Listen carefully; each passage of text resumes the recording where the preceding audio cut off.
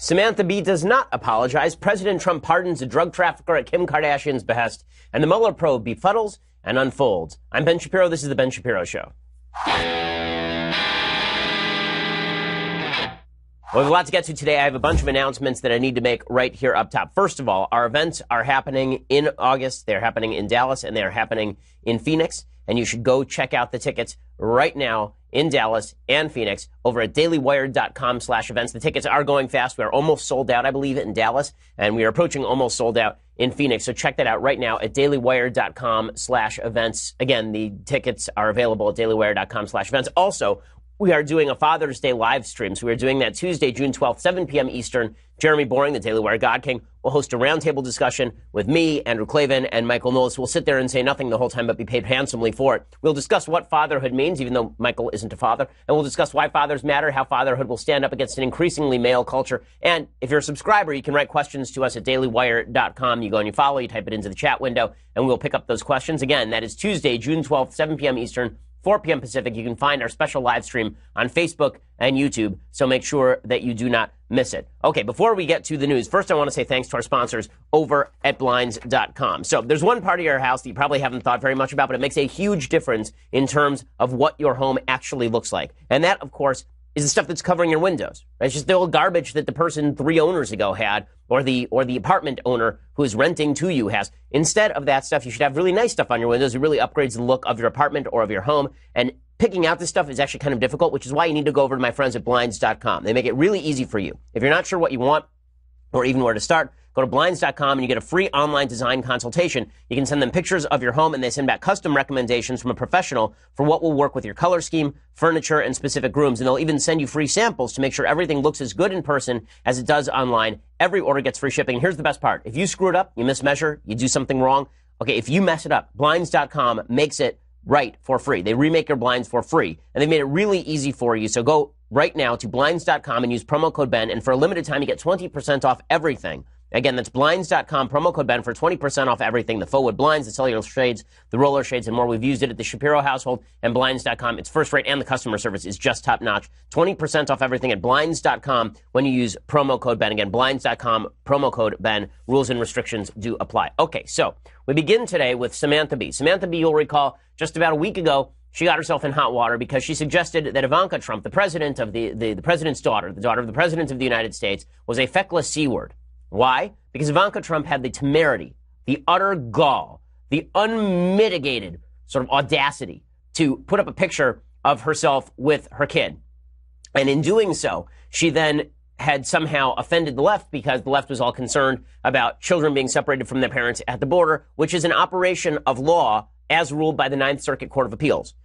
So Samantha Bee goes on national TV and she calls Ivanka Trump a feckless C-word. And then she suggests that Ivanka Trump should actually go try to have sex with her father in order to get him to change immigration policy, which is just wonderful, excellent stuff. Well, Samantha Bee was off for the rest of the week after that. Well, she was back last night and she was going to give her apology. Now, here's the wonderful thing about apologies from the left. If you're on the left, you know, there's that old movie Love Story where the slogan was, being in love means never having to say you're sorry. Love means never having to say you're sorry. Okay, well, being on the left means never having to say you're sorry. Laura Ingraham had to put out like a full apology for saying that David Hogg, a Parkland survivor, was whiny about his college admissions. And she got boycotted for that. Samantha Bee called the daughter of the president of the United States a feckless C-word and suggested she should try to dress sexy to seduce her own dad. And then she goes on TV and does a 7-minute quasi-apology that is not apology in the slightest. And of course, the media are letting her off the hook. And they're saying that she is just an emissary of genius. She is just an emissary of goodness. She's an emissary of rightness. So here's Samantha Bee, who, it will be noted, has not said a funny thing in years. Right? The last time she was funny was when she was actually just the sidekick on The Daily Show. Now she's not funny at all. Now she goes for what we like to call clapter in the business. It's not laughter. It's where everybody goes, right? And then there's kind of like a couple of laughs, and they're not really laughing. It's more like smiles and clapping because you agree with the person. You know, just like you're doing right now at this show. It's like that, except I'm not a comedian. Samantha Bee's a professional comedian. Okay, so here's Samantha Bee. Here's her quasi-apology that is not an apology at all last night on TBS. And of course, she'll just go right back to business because that's the way it works. If you're on the left, then you get some clapter and people pretend that you didn't do anything wrong. If you're on the right, then we cancel your show or we boycott you. And even if you apologize, we say that is insufficient. Even if you are clearly mentally ill, as Roseanne Barr is, obviously, Samantha Bee gets to go on with her life like nothing happened and lecture us in the process. This is my favorite part, is Samantha Bee lecturing me. Now, I'm not the one who went on national television and called someone a feckless C word and suggested they have incest with their own father. That wasn't me. That was Samantha Bee. But she's going to lecture me, and she's going to lecture Republicans, because Republicans were really bad. How do we know that? Well, because they're Republicans. That's how we know they're bad. Okay, so here is the execrable Samantha Bee, who has, I will say, walked away. Well, I've been saying for more than a year now that there was a running gun battle between a series of leftist comedians to be the least funny comedian on the left. And that included Amy Schumer, and that included Lena Dunham, and that included Trevor Noah, and it included Samantha Bee. But Samantha Bee, I mean, she is now secretariat. She's just busting out of the pack. She is 8 lengths ahead. Nobody else is even in camera view. Here's Samantha Bee doing her apology last night. You know, a lot of people were offended and angry that I used an epithet to describe the president's daughter and advisor last week. It is a word I have used on the show many times, hoping to reclaim it. This time, I used it as an insult. I crossed the line. I regret it, and I do apologize for that. The problem is that many women have heard that word at the worst moments of their lives. A lot of them don't want that word reclaimed. They want it gone, and I don't blame them. I don't want to inflict more pain on them. I want this show to be challenging, and I want it to be honest, but I never intended it to hurt anyone. Okay, can we pause it for a second? You never intended it to hurt anyone? Every day on the show, she calls someone an awful name. Like an awful name that I would never use. She does it every single night on her show. Like all the time. And when she suggests that she's trying to reclaim the C word, this is the same sort of stupid logic that I hear with regard to people who use the N word. I'm trying to reclaim the N word and make it a term of empowerment. Why? Why don't you say it's a bad word and people shouldn't use it? Right? The N word is such a bad word that we're not even allowed to say the full N word, which seems to me appropriate. I feel like the C word is the same sort of thing. I've never tried to reclaim the K word. I don't go around at shul, at my synagogue, saying the K word to people. You know, let's reclaim this slur that's been used against Jews for a century. Instead, let's say it to each other, man. I mean, let's reclaim that thing publicly. What's up, my K word? Like, I wouldn't do that because it's idiotic. As I mentioned last week, I wouldn't do that with, like, Jess, is this something you do in your community? Jess is Hispanic. So, Jess, do you run around your community calling each other the S word? I assume not. That's probably not a thing, right? Like, people don't do this on a regular basis because it's idiotic. Okay, this is just an excuse that she's making for being a nasty person who likes to use the C word publicly, and then she gets to claim it's all about empowerment. She continues along these lines. Samantha Bee, oh boy. Many men were also offended by my use of the word. I do not care about that. That's hilarious. I hate that this distracted from more important issues. I hate that I did something to contribute to the nightmare of 24-hour news cycles that were all white-knuckling. I should have known that a potty-mouthed insult would be inherently more interesting to them than juvenile immigration policy. I would do anything to help those kids. I hate that this distracted from them, so to them, I am also sorry. Okay, we can stop it right there. Okay, so her real apology is that she did something that distracted from the underlying issue. That was the whole point of her making the joke. Okay, she's a smart lady, Samantha Bee. She knows exactly what she was doing when she went on national TV and suggested that Ivanka Trump was a feckless C word. She knew exactly what was going to happen. This went through writers, it went through producers, it was on the teleprompter. She's reading from a teleprompter right now. She doesn't have all the stuff memorized, obviously. This is just silliness.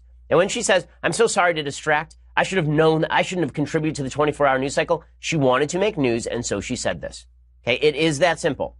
This is obviously more her attempting to make news than Roseanne Barr tweeting something out that was execrable about Valerie Jarrett. Like, Roseanne Barr on Twitter is a nut job.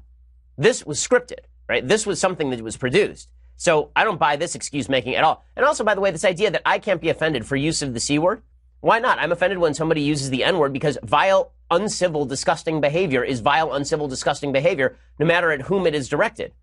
I thought that we're supposed to live in a society where if you see somebody use the C word against somebody inappropriately, we're supposed to step in and say no. I thought that was a good thing. I thought I'm supposed to be offended on behalf of people who are being maligned. I mean, isn't that what makes for a better society? I guess now the idea is that if I'm a man, I can't object if a woman uses the C word, even if she's calling another woman the C word. I don't buy that at all. I think it's idiotic logic. But she continues with her non-apology apology, which the media will label brave, obviously. If you are worried about the death of civility, don't sweat it. I'm a comedian. People who hone their voices in basement bars while yelling back at drunk hecklers are definitely not paragons of civility. I'm really sorry that I said that word, but you know what? Civility is just nice words. maybe we should all worry a little bit more about the niceness of our actions. Okay, sorry for breaking. Just want to point this out for 1 second. So she says that we should worry about the niceness of our actions rather than the content of our words. Okay, well, let's say that that's the case. Why are you so pissed about everything Trump says all the time then? Right? This is obviously not true. Why are you so angry about what Roseanne Barr says? It turns out that words are kind of actions sometimes. That doesn't mean they're violence. It does mean that they are a kind of thing that has an impact in the world. And pretend that words are all created equal or that whatever we say has no impact is silly. Now, that doesn't mean they should be restricted. It doesn't mean that every word should be met with any sort of action. It doesn't mean any of those things. But to suggest that you are going to make a hard divide between stuff we say and stuff we do, well, I think that applies in certain contexts. That certainly doesn't apply to Samantha Bee's job, whose entire job is to stand in front of a camera and say words. It's not like she's going out there, handing out teddy bears at the border. Right? Samantha Bee's entire job is to say words into a camera that are written for her on a screen that moves before her, right? I mean, that is her entire job. And she obviously doesn't apply this logic to anybody on the right. If I were to say the same thing Samantha Bee did, she'd be calling for my firing tomorrow because that's what people on the left do. So this sort of double standard is really quite absurd in every way. She concludes with a little bit more of this non-apology apology, which the media cheered all the way. America? Listen, I wanted to introduce you to some exciting new additions to our show. These are our new mandatory censors who will be with us from now on. Don't be jittery, guys. I talk fast, but you'll be fine. That's right. They're the best Montana farming censors in the entire business. Unfortunately, this is what we have to do from now on. I know. It's some pretty fun-loving stuff. Okay, so this is the new thing, is that she's going to pretend that she's being censored in some way. She hasn't been censored in any way. TBS is allowing her to go on there, and if she wants to say feckless C-word tomorrow, they'll do that too. It is worth noting, by the way, that her ratings stink. Samantha Bee's ratings stink. As well they should, because she is not good at this job. But if you look at the posters all around town, so I live in LA, which means that you see Emmy posters everywhere all the time, right? You're driving around, you see on the bus stop, there's an Emmy poster for Samantha Bee. And there is this hilarious thing that's going on right now, where Trevor Noah has a bunch of his Emmy posters that are up, and it features a quote from Samantha Bee. And then Samantha Bee will put her Emmy poster up, and it will feature a quote from Trevor Noah. And then Jimmy Kimmel will put one up, and it features quotes from Samantha Bee and Trevor Noah. And they all have quotes about each other because they're all part of this ideological bubble where saying stuff like Samantha Bee says is not offensive in any way. The only people who would be offended, of course, are these rubes out in the middle of the country who still think it's bad to say the C word about people. Now, again, I'm not going to do the whataboutism thing and point out here that there are people who said the C word about Hillary Clinton, which I thought was wrong at the time on its face. But Samantha Bee is a thought leader, and that ought to make some sort of difference. It won't, according to the left-wing media. Okay, so I want to talk a little bit about Ben Rhodes, who is out there making some insane claims about how your control of information should be, about how your information that you see can be controlled. First, I want to say thanks to our sponsors over at Indochino. So, you're never going to look better, dudes, than you do in a nice suit. Okay, there's a reason James Bond is always well-dressed, and it's because suits look great. Well, Indochino is the world's largest made-to-measure menswear company, and they've been featured in major publications, including GQ, Forbes, and Fast Company.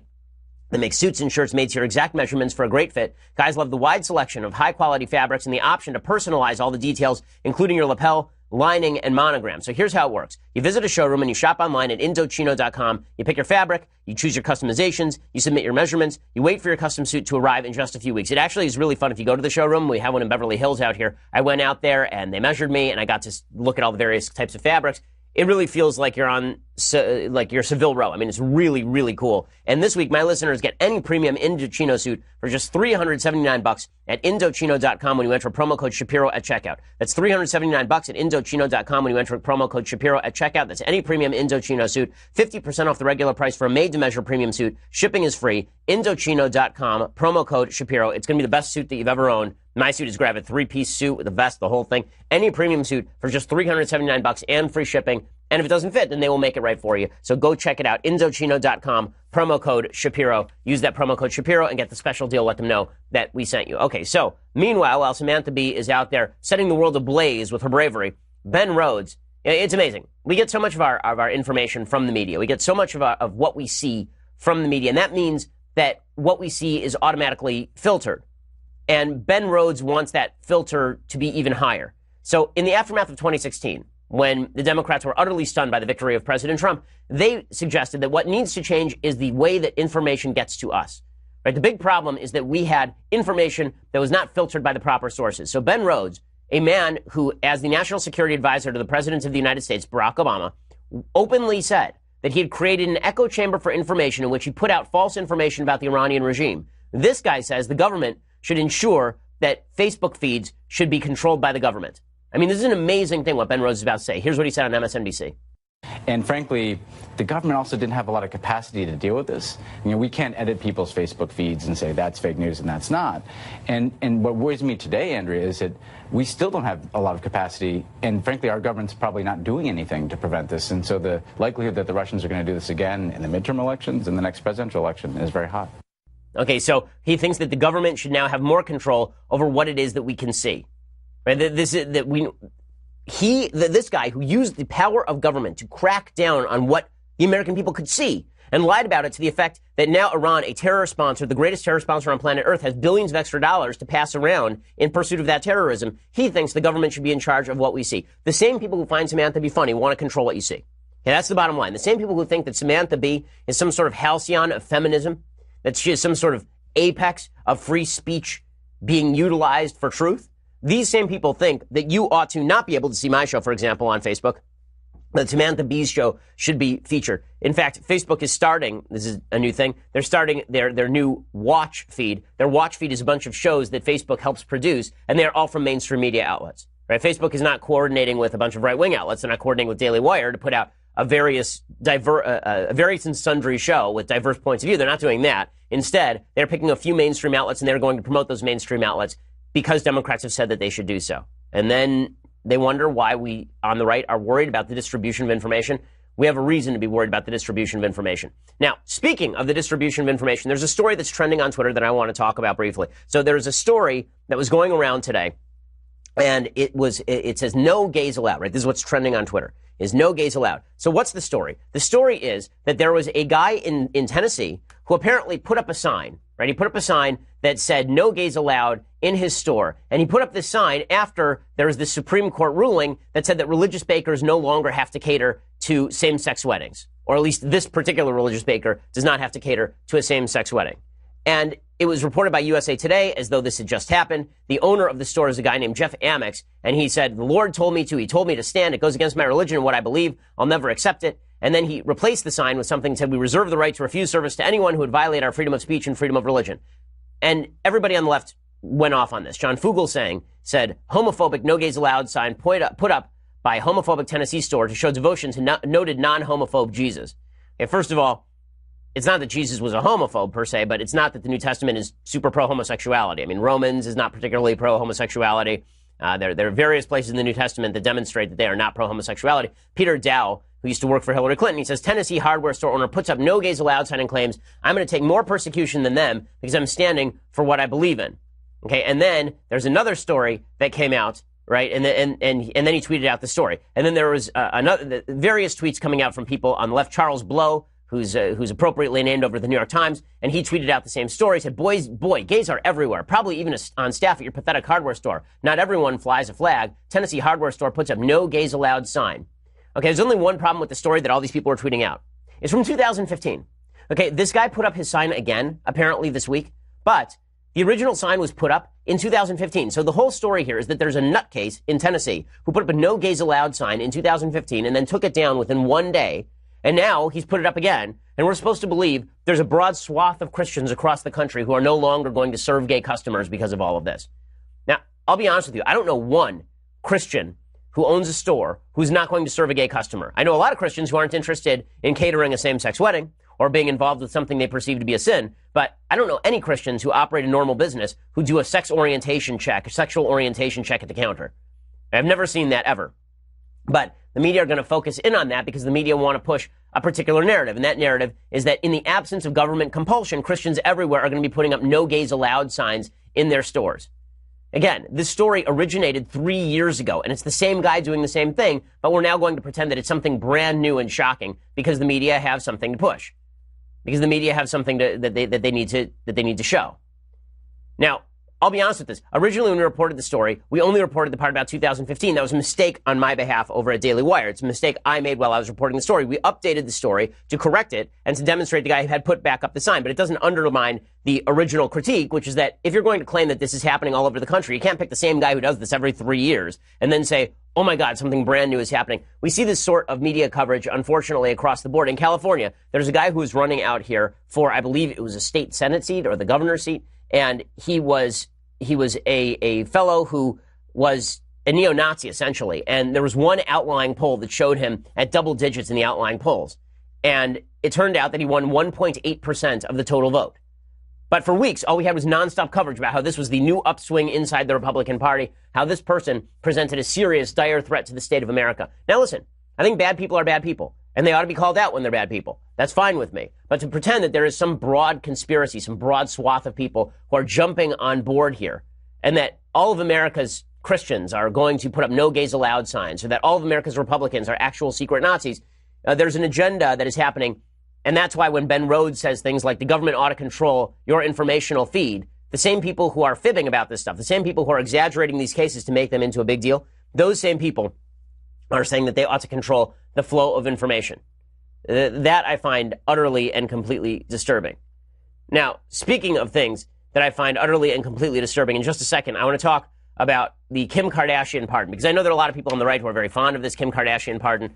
It wasn't Kim Kardashian who was pardoned. She didn't commit a crime, but she was involved with a pardon, and I want to explain why I find this somewhat troubling in just a second. First, I want to say thanks to our sponsors over at Helix Sleep. So, there's nobody on the planet just like you. Thank God, because who needs two of you? But you should have a mattress that is built just for you. And working with the world's leading sleep experts, Helix Sleep has developed a mattress that's customized to your specific height, weight, and sleep preferences so you can have the best sleep of your life at an unbeatable price. Here's how it works. You go to helixsleep.com, you fill out their 2-minute sleep quiz, and they'll design your custom mattress. They can even customize each side for you and a partner. In 2018, Helix Sleep has taken customized sleep to the next level with the Helix Pillow. And they're all new pillows. They're fully adjustable so you can achieve perfect comfort regardless of sleep position or body type. They use these proprietary algorithms, and they bring you the best mattress possible. It really is awesome. You know, we did this. We took the Helix Sleep quiz, essentially, and then they sent us the mattress in the mail. We unwrapped it. We just put it on the bed because it inflates right in front of you, and then we have been using it ever since. It is just fantastic. Helix Sleep has thousands of 5-star reviews, and you get 100 nights to try them out. So go to helixsleep.com/Ben right now. You get up to $125 toward your mattress order. That's helixsleep.com/Ben for up to $125 off your mattress order. I mean, this is basically a luxury mattress at non-luxury prices. helixsleep.com/Ben. It is so good. And check it out with the /Ben and get $125, up to $125 off your mattress order, and let them know that we sent you. Okay, so a lot of people are very, very excited because yesterday President Trump commuted the sentence for a woman named Alice Johnson. So Alice Johnson is a 63-year-old grandmother. This is what you will hear in all the headlines. She's a 63-year-old grandmother, and as a 63-year-old grandmother, she ought to have been let out of prison. Here is my problem. So President Trump has been rather inconsistent on the drug war.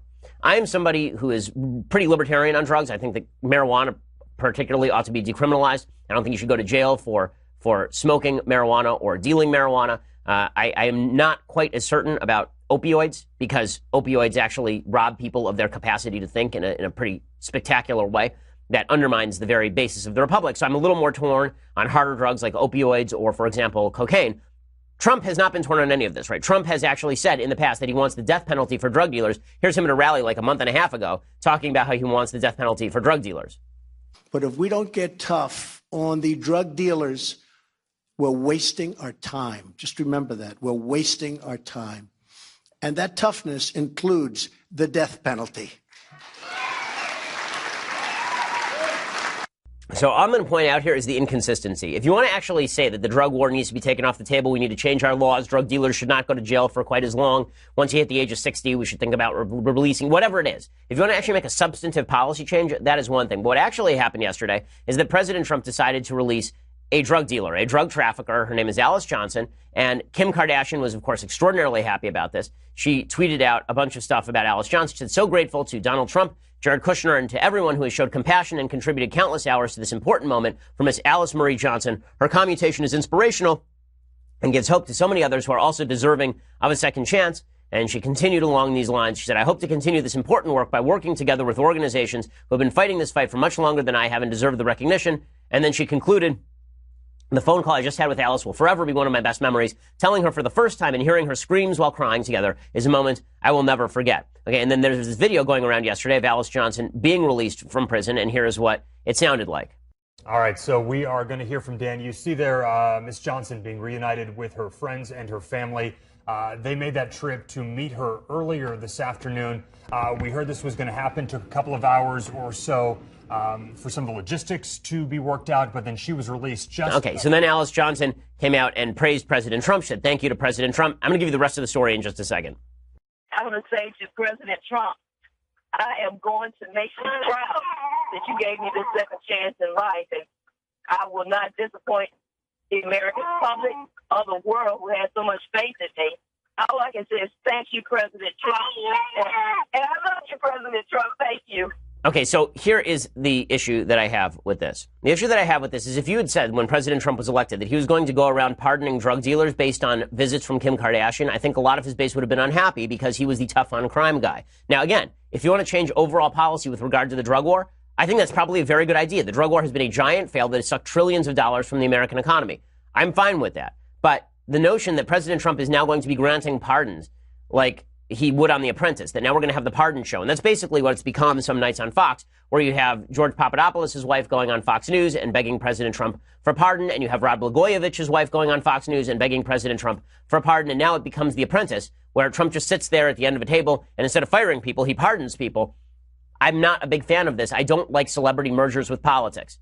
Okay, here's the problem. Okay, Alice Johnson, maybe she's a good candidate for release, but I'm not sure why she is a specifically good candidate for release. She's a 63-year-old woman. Okay, she aged, right? They say she's a grandmother. Right, that tends to happen when you have kids when you go to jail. You become a grandmother. Okay, being a grandmother is not a status you control. Being old is not a status you control. Now, she's been on good behavior. Maybe she should be paroled. There's no parole in the federal system. Maybe that needs to change, right? Maybe there should be changes to the actual criminal justice system. Maybe there should be criminal justice reform. But that's not the same thing as President Trump basically saying, on the one hand, let's strengthen the drug war, and on the other hand, saying, let's let a drug trafficker out of prison. By the way, this idea that she was uniquely innocent or something is just insane. She was sentenced in 1996 to life in prison. Why? Because she was leading a multi-million-dollar cocaine ring, trafficking in 2,000 to 3,000 kilograms in involvement with the deadly Colombian Cali drug cartel. The judge in that case, who now, by the way, sits on the Sixth Circuit Court of Appeals and was confirmed to that seat by a 95-0 vote in the Senate, called Johnson, quote, the quintessential entrepreneur.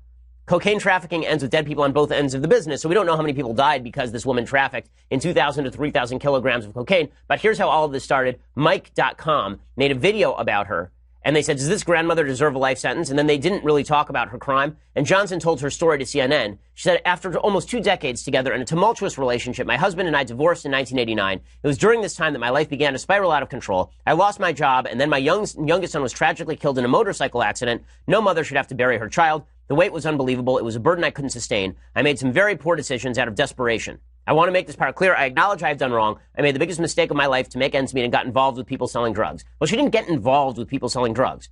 She was the quintessential entrepreneur running the drugs. You didn't get, it wasn't like some sort of accident. So all this talk about she has accepted her guilt and all the rest of it, again, maybe you let her out because she's old and she writes plays and she's not likely to go back to drug dealing after all of this. But if you're going to make the case that you need to be harsher on drug penalties, then I'm not sure how you make that case simultaneous with, oh, she was a victim. She wasn't the victim. She got involved in drug dealing herself. That was it. She's a sentient human being. And if you want to change the standard, change the standard. But don't change it just because Kim Kardashian showed up. And this is a bigger issue, okay? I think right now we're in the midst of something that I think is deeply stupid, and that is treating our celebrities like politicians. You know, in some cases, maybe that's ended up as a good thing, right? President Trump has done some good things as president of the United States. But right now we are ignoring actual necessity for expertise in politics on behalf of people who are famous. So it's not that President Trump met with a bunch of criminal justice reform advocates and then decided based on the weight of the evidence that it was time to release Alice Johnson and restructure criminal justice reform. Instead, it was Kim Kardashian came to the White House. He'd seen Kim Kardashian maybe in a sex tape or something. And then he decided, you know what'd be great is I will let her pick the next person that I pardon. So there was that. And then we also had this week the whole hubbub with the Philadelphia Eagles and Steph Curry and LeBron James talking about politics. And then we had that story that I discussed a couple of days ago that Medicare and Social Security are going to be bankrupt in the next 15 years. Which one of those stories got the least attention? Obviously, it's the one about Social Security. But there's a reason for that. It's because human beings are pre-programmed to have an addiction to celebrity. We care about what celebrities think. This is how we work. I'll explain in a second the science behind all of this and why we as rational human beings need to buck our addiction to celebrity, because it's going to have some real ramifications for our politics. First, I just want to say thank you to our sponsors over at Legacy Box. So, the best Father's Day gift that you can give someone, I really believe this, is to preserve their memories. I mean, if you want to make your parents happy, if you want to make yourself happy, preserving your memories is the way to do this. And the best way to do this is you need to go into the garage, and you need to look at all those films that you got out there, all the VHS tapes and the old audio tapes and all the little camcorder tapes. They're just rotting out there. Okay, and the bugs are going to get to them, or there's going to be a flood. You're going to have to run. You're not going to take those with you, and the memories are gone. This is why you need Legacy Box. Legacy Box is a simple, affordable way to get your recorded moments digitally preserved on DVD or thumb drive. So here's how it works. You go to legacybox.com, and then they send you a box, and you load the Legacy Box with your old tapes, your films, your pictures, your audio recordings, and you send it back to them. And then you get them back in a couple of weeks on DVD or a convenient thumb drive. They're ready to watch, share, and relive. Legacy Box takes care of everything, and they provide updates at every step of the process. So I've done Legacy Box with my parents' films, and everything comes back on that thumb drive or that DVD, and finally you're going to watch that stuff. Now, all the stuff you thought was going to be imperative for you to watch, back when you filmed it, you can actually see it now, right? And Legacy Box takes care of all of it for you. Go to legacybox.com/Ben, enter my promo code Ben, and get a 40% discount on your order. That's legacybox.com/Ben. Again, legacybox.com/Ben. I can't think of a more important gift that you can give to somebody. Legacybox.com/Ben. Use that /Ben, and you get 40% discounts on your order. And it's already affordable price. So go to legacybox.com/Ben and check it out. Okay, so in just a second, I'm going to give you all the science on why we worship celebrities. First, you're going to have to go over to dailywire.com. For $9.99 a month, you can get the rest of this show live, the rest of Klavan's show live, the rest of Michael Knowles' show live. You can be part of our mailbag tomorrow when we do our Father's Day event, which we're going to be doing next week, and you want to ask questions. Your subscriptions mean that you actually get to see, you actually get to ask us those questions. And if you want the annual subscription, then you get this, the very finest in all beverage vessels. It's $99 a year, so it's cheaper than the monthly. And you get this Leftist Tears Hot or Cold Tumbler, which is just beloved by all who gaze upon it. So go check that out. Also, breaking news, you probably heard by now that the Ben Shapiro Show is available on Amazon Alexa and Google Home. So if you have a virtual assistant, you can listen to my podcast with a simple voice command after you enable the skill on Alexa or ask Google to talk to the show. So for more information, just go check out our pinned tweets on Facebook and Twitter. Okay, all of this is available if you subscribe at Daily Wire. And if you just want to listen to the show later, go over to iTunes or YouTube. We have a great Sunday special coming out this Sunday with Jonah Goldberg. We have those coming out every Sunday now, and they are just, I think, a lot of fun. We've had on Joe Rogan, and we've had on Jordan Peterson, we had on Dr. Drew, and now, obviously, we're about to have on Jonah Goldberg. So we have just a great lineup of folks who have been on the show. You're going to want to go check Dave Rubin. You're going to go want to check it out. So subscribe at YouTube or iTunes. You won't regret it. We are the largest, fastest-growing conservative podcast in the nation.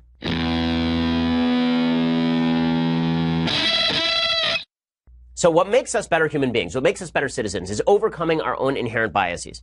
Right? We are born with certain biases. Our brains are not completely plastic. We are born with certain biases. Babies already discriminate against outgroups. Babies tend to be violent. Right? We have to, as we become older and more rational, use our rational capacity to overcome those instinctive biases that we have. One of those instincts that we've not paid a lot of attention to, but we really ought to pay attention to, is our worship of celebrity. It makes sense, right? If you're in a small group, there are dominance hierarchies, as Jordan Peterson would put it, dominance hierarchies in smaller groups. Dominance hierarchies just means somebody's the winner and somebody's the loser. It's true in the animal kingdom. It's true among human beings. There's always somebody at the top of the food chain. And because we were evolved to live in these small groups, that means that we look at the person at the top of the dominance hierarchy and we pay special attention to them. Because when they give cues, then that may allow us more survival mechanisms. If we are nice to the person at the top of the dominance hierarchy, if we imitate the person at the top of the dominance hierarchy, if we pay attention to the person at the top of the dominance hierarchy, well, now take that small-scale social group and expand that out to 300 million people. The dominance hierarchy still exists, but the way that we judge dominance is fame and fortune, right? Wealth and being famous. That's how we judge who's at the top of the dominance hierarchy. And so without us even really understanding it, we have essentially this vestigial evolutionary overhang, where we still care what people at the top of the so-called dominance hierarchy think and wear and all of these things, because we were evolved to do that at small group level, and now we do it at large group level, even though Kim Kardashian has no actual impact on our lives, even though LeBron James and Steph Curry have no actual impact on our lives. I mean, this is not me suggesting this. This is evolutionary psychologist Daniel Kruger at University of Michigan. Well, now that addiction to celebrity has infected our politics, because there's another bias that human beings suffer from. So we suffer from a bias toward celebrity, a bias toward the person at the top of the dominance hierarchy. And then there's something called the halo effect. The halo effect is if I see somebody beautiful, I also tend to think that person is smart. If I see somebody beautiful, I think that person is nice. If I see somebody rich, that person must be nice and also better looking, right? This is just the way the human brain works. We tend to attribute all good qualities to one person to whom we have attributed one good quality. So when we look at celebrities, we think, oh, they must know things. Right? The line from Fiddler on the Roof is, when you're rich, they think you really know. Well, that's basically correct. When people are very wealthy or when people are very famous, we tend to think they know what they're talking about. And that holds true even when it's pretty obvious they don't actually know what they're talking about. Right? So we take Samantha Bee seriously, even though she doesn't know what she's talking about. And we treat Roseanne Barr as though she's a political tribal leader, even though Roseanne Barr doesn't know anything about politics and is extraordinarily volatile with a history of mental illness. Well, President Trump is sort of a beneficiary of our worship of celebrity. And maybe that's had some good impacts in terms of policy, but it is not good policy making. The reason being that in the end, when you're making policy for 330 million people, when you're trying to determine the best policy with the fewest trade-offs, what you actually need are people who have studied these issues. And when you're talking about crucial issues like bankruptcy of Social Security or Medicare or Medicaid, going to Kim Kardashian for this stuff is not the right way to do it. And the same thing holds true on criminal justice reform. I'm very interested to hear what people who have studied criminal justice reform from right and left have said about this stuff. I'm interested to hear what Heather McDonald has had to say about this sort of issue. I'm interested to hear what some of the experts who've been put forward by the Trump administration in favor of criminal justice reform have to say about the issue. I think there are good debates to be had about these issues. I don't think that those debates can be had at the level of Kim Kardashian said we ought to let a drug trafficker out of prison. I don't think that's the way that politics ought to be done. But if we pay attention to experts, that's more boring. It's more unfulfilling. Here's what's really interesting about the way our government works right now. On the one level, it is a celebrity government where we care about the president inviting the Philadelphia Eagles to the White House. And on another level, we pay no attention to the actual experts. The actual experts are the quote-unquote bureaucrats who are inside the executive branch who we don't elect or diselect. That was not the way the founders envisioned this stuff. The way the founders envisioned this stuff is the experts were the legislators that we elect. We elected the experts. Those were the people who we were supposed to pay attention to. Those were the people who were supposed to be answerable to us. So now we've got the worst of both worlds. We've got celebrities who we don't elect, who are influencing people that we do elect, who aren't paying attention to the experts, and we have experts that we don't elect that we're not engaging in debate with. So what we have is experts completely disconnected from the public, celebrities completely disconnected from the public, and the only people who are connected to the public are then kicking the ball over to either the celebrities or the experts. None of this is good for the way that the country works. Now, you may like the Alice Johnson pardon. That's fine. I'm not like freaking out. It's not a pardon. It's a commutation. I'm not freaking out about it. I don't think it's the worst thing that ever happened. I don't think it's the end of the world by any stretch of the imagination. But I do not like the basic notion here that we should spend all of our time paying attention to what celebrities think. I think it just makes for bad policy. Now, speaking of that, the U.S. Senate is considering right now the possibility of scaling back the White House's capacity to put tariffs on foreign products. I think that this is about time. I think it's beyond time. Senator Bob Corker, who really is not a fan of the president, and the president is not a fan of his, he's put forward a bill to curtail presidential power on trade. Apparently, Trump called him and a lengthy call and told him to lay off the legislation. And then Corker said that he was going to move forward with the legislation anyway. As a general rule, I think the legislature should be in charge of tariffs. It's not the job of the president of the United States to unilaterally decide misusing federal statutory law when we ought to be putting taxes on our own citizens. Tariffs are a tax. If you tax products coming from China, you are forcing Americans to pay more for that product. It doesn't hurt China that much. It hurts the United States a lot. And the fact is that it hurts China in the sense China can't ship products to us, but it hurts the American consumer too. Okay, it's a tax on the American consumer. Now, if you're using tariffs in order to ratchet down Chinese tariffs on American products, that's one thing. If you're doing it just because you like tariffs and you think it makes America more competitive and trade wars are easy to win, as the president has suggested, that is another thing entirely. Again, just because President Trump is the president doesn't mean he knows what he's talking about when it comes to trade policy. This should be kicked back to the Senate. The fact that Republican senators are shying away from this shows their absolute cowardice on these issues. This was a senatorial prerogative. This is not a presidential prerogative. I would be saying this no matter who is president of the United States in any circumstance. Okay, so in just a second, I want to give you the update on the Mueller probe because there are a couple of updates that are worth noting here. So let's begin with an update on James Comey. So James Comey, who is just a self-serving, self-aggrandizing human being. I've been very critical of James Comey. I think he ought to have been fired by Obama. I thought he ought to have been fired by Trump before Trump even came into office. I said so at the time. Well, now, according to ABC News, the Justice Department's internal watchdog has concluded that James Comey defied authority at times during his tenure as FBI director, according to sources familiar with the draft report on the matter. Shock. And one source told ABC News that the draft report explicitly used the word insubordinate to describe Comey's behavior. Another source agreed with that characterization but could not confirm the use of the term. In the draft report, Inspector General Michael Horowitz, who is an apolitical body, like the IG's portion of the DOJ is not supposed to be political, also rebuked former Attorney General Loretta Lynch for her handling of the federal investigation into Hillary Clinton's personal email server, according to sources. On Tuesday morning, President Trump complained of numerous delays in the release of Horowitz's final report, which is expected to run several hundred pages long and be released in the coming days. The sources who spoke to ABC News were willing or able to address only a portion of the draft report's complete findings. What is taking so long with the Inspector General's report on crooked Hillary and slippery James Comey, Trump said on Twitter. Hope report is not being changed and made weaker. Well, there's no indication that the president has seen or will see a draft of the report before it's released, but Horowitz could theoretically revise the report before it is released. I'll be obviously very curious to see what the IG report says. I'm of the opinion that Comey was a terrible, terrible head of the FBI. I don't find any of this particularly shocking.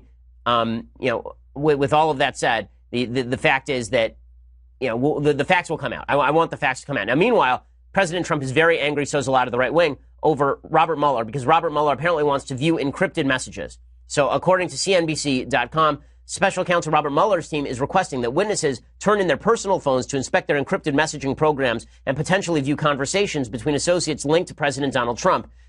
These witnesses are cooperating because Mueller does in fact have the subpoena power. Mueller's team has been asking witnesses in the Russia probe to turn over phones for agents to examine private conversations on these various encrypted apps. One of the reasons for this might be that Paul Manafort supposedly used encrypted apps in order to supposedly tamper with potential witnesses. Maybe that's what Mueller is looking for. But this has got people all hot and bothered because the more Mueller digs, the more people on the right are getting angry about it. Sean Hannity was very upset about it last night. He was saying to witnesses, listen, why don't you just bash it? He's saying this sarcastically, obviously. Sean says, why don't you just bash your phones with a hammer? Hillary got away with it.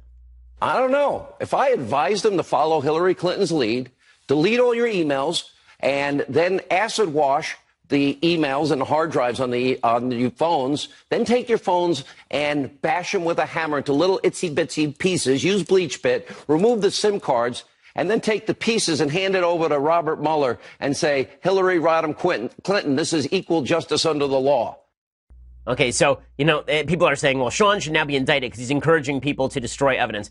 Obviously, Sean is being sarcastic. He's pointing out the double standard that exists between the Mueller investigation and the Hillary investigation. I agree with that double standard, by the way. I think that the Hillary investigation was absolutely botched. I think that it was purposefully botched by the FBI. I think if you want to talk corruption in the FBI, we should worry a lot less about Spygate until more evidence comes out. We should worry a lot more about Hillary Clinton. We should worry a lot more about the fact that the FBI was acting to essentially cover for Hillary Clinton when she was destroying emails, knowing that they were classified, right? Like that, I don't think Sean is wrong about all of that, but I do not appreciate the double standard.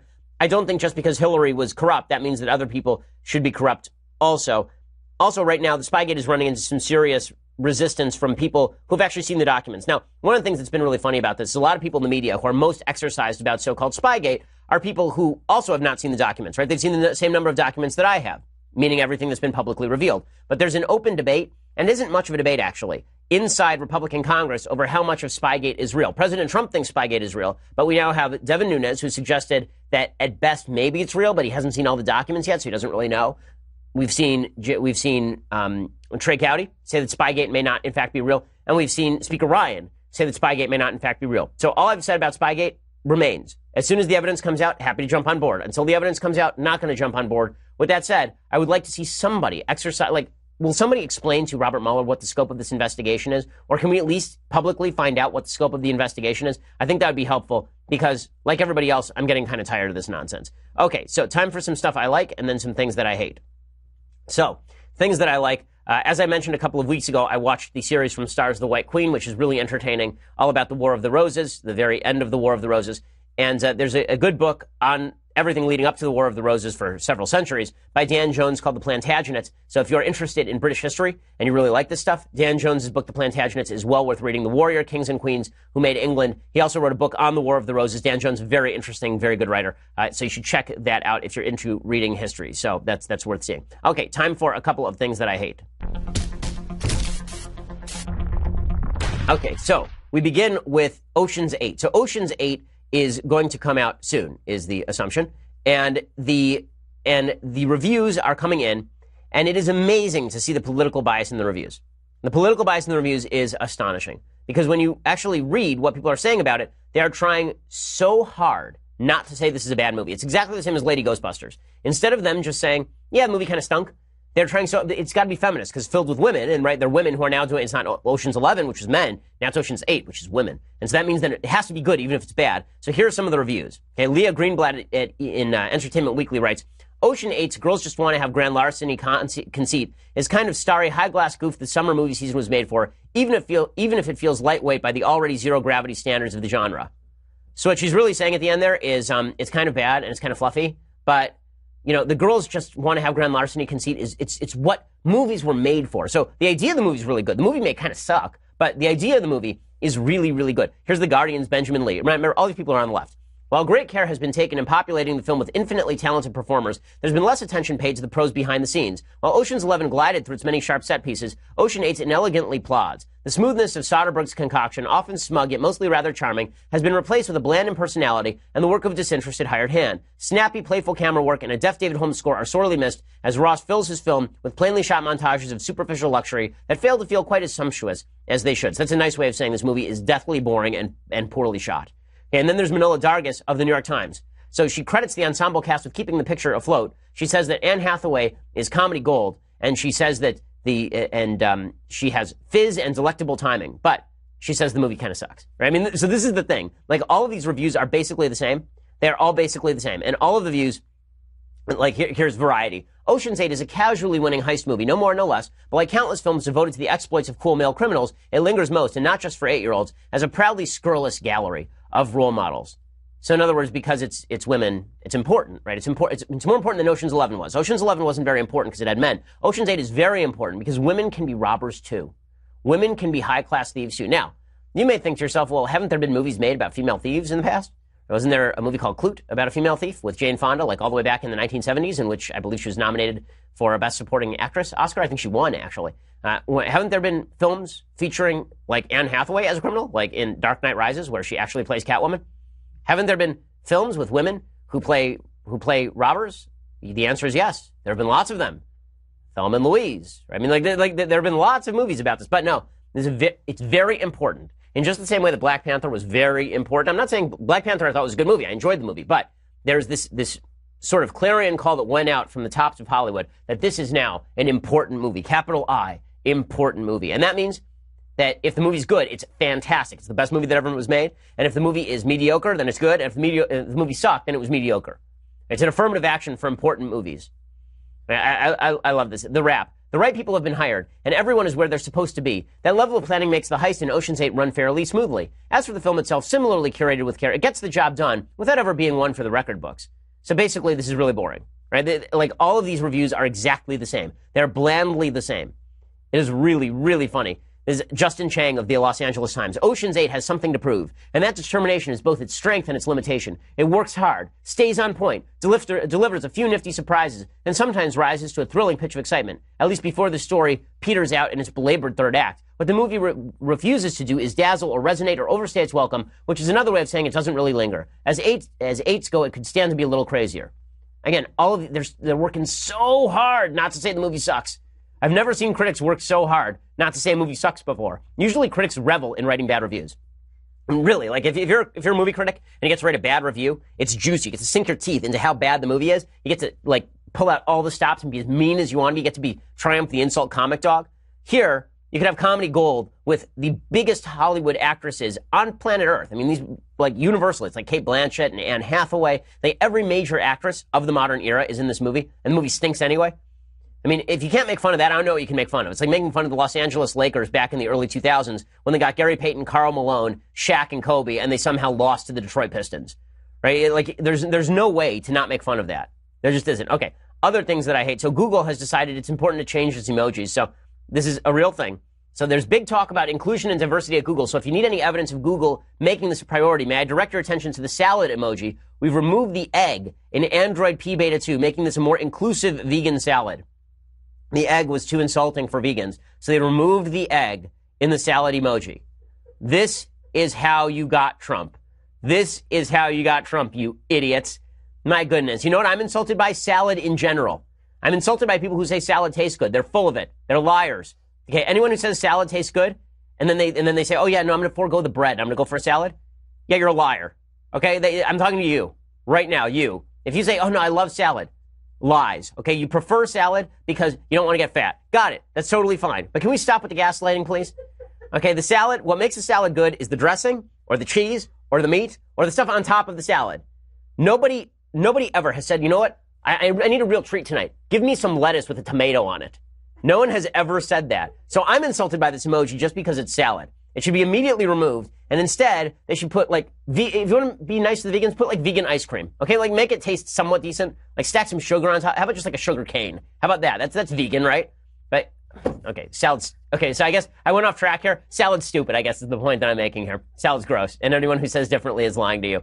Okay, final thing that I hate today. So, a Maryland Democrat decided that it was necessary to cut an ad insulting the President of the United States. Why? Because this Maryland Democrat happens to be pro-LGBT, and here is what the ad looks like. I'm Rich Madalino. I'm running for governor to deliver progressive results and to stand up to Donald Trump. Here are a few of the things I've done that already infuriate him. I protected Planned Parenthood from the Republicans in Congress. Take that, Trump. I helped ban assault weapons in Maryland. Take that, NRA. I believe in public schools, not vouchers. Take that, Trump. And Betsy DeVos. Yeah! And what's the number one way I piss off Donald Trump and the Republicans? Take that, Trump. Okay, a few things about this ad. So, number one, using children as little props. Take that, NRA.